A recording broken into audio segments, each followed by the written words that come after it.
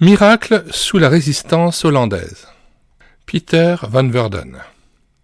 Le bourdonnement des grands oiseaux de métal se détachait des bruits des premières heures du matin et devenait, en se rapprochant, un rugissement terrible. D'un bout à l'autre du petit pays coincé entre l'Allemagne, la Belgique et la mer, sans cesse menaçante, les gens étaient secoués par le son bizarre qui déchirait l'aurore. Alors, avec un étrange pressentiment, ils sortirent de leur sommeil paisible, le dernier, pour plusieurs années, se précipitant aux fenêtres et dans la rue, pour voir ce qu'était ce bouleversement. Là, ils parlaient avec excitation, gesticulant d'effroi, quelques-uns encore en vêtements de nuit. Une radio vociférait, ils interpellaient en hâte leurs amis afin de tout savoir. Des hommes se tenaient devant les fenêtres ouvertes, oubliant l'air froid et l'heure. « La guerre a commencé! Les Allemands envahissent notre pays !» C'était le 10 mai 1940. Enfin, c'était arrivé.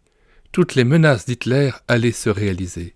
Comme une inondation, des soldats fiers et arrogants faisaient le pas de parade à travers le pays des moulins à vent, venaient à bout de la résistance désespérée d'une petite et brave armée et s'installaient en occupant. Peu après l'annonce de l'invasion, ce peuple courageux, autrefois heureux, remplissait les rues ou regardait à la dérobée derrière les rideaux de dentelle le passage tonitruant des tanks qui s'étalaient sur la chaussée pavée des villes. Des soldats jeunes, resplendissants de santé, conduisaient ces puissantes machines, le visage éclairé d'un sourire triomphant. Chacun, à part les tout jeunes, comprenait ce que cela signifiait. Les histoires des camps de concentration, la brutale persécution des Juifs et l'activité de la police secrète allemande, la Gestapo, avaient occupé un temps la première page des quotidiens. Une grande amertume s'emparait de ceux qui avaient combattu ou dont les parents avaient lutté pour reconquérir ce petit pays sur la mer, pour devoir maintenant l'abandonner à ces hommes qui défilaient en chantant leur chant de victoire.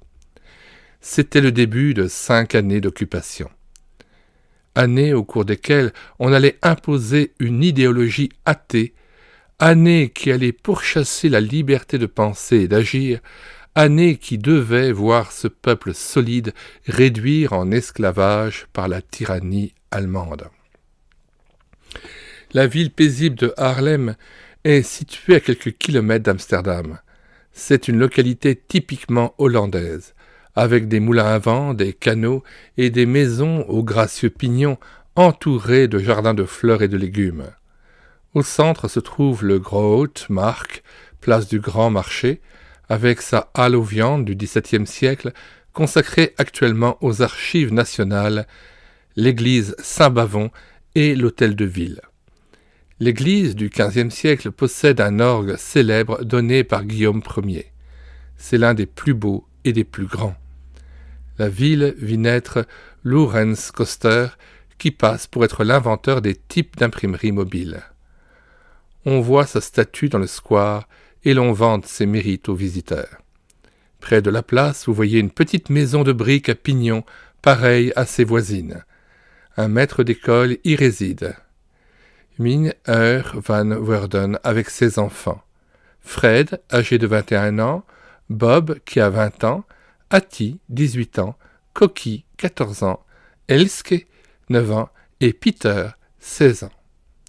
Le matin où les Allemands traversèrent la cité, Peter était debout à la fenêtre. Il n'était pas précisément frêle, mais assez mince. Ses cheveux bruns foncés n'obéissaient pas facilement à la brosse, et la couleur de sa peau délicate le faisait paraître pâle par contraste. Il avait des oreilles légèrement en avant, le nez gentiment en l'air, et une grimace souriante qui laissait deviner une personnalité espiègle. Comme il se tenait debout et assistait à l'histoire qui se faisait sous ses yeux, ne comprenant que trop bien ce qui se passait, il ne savait pas que Dieu était en train de se servir de tout cela pour changer le cours de sa vie.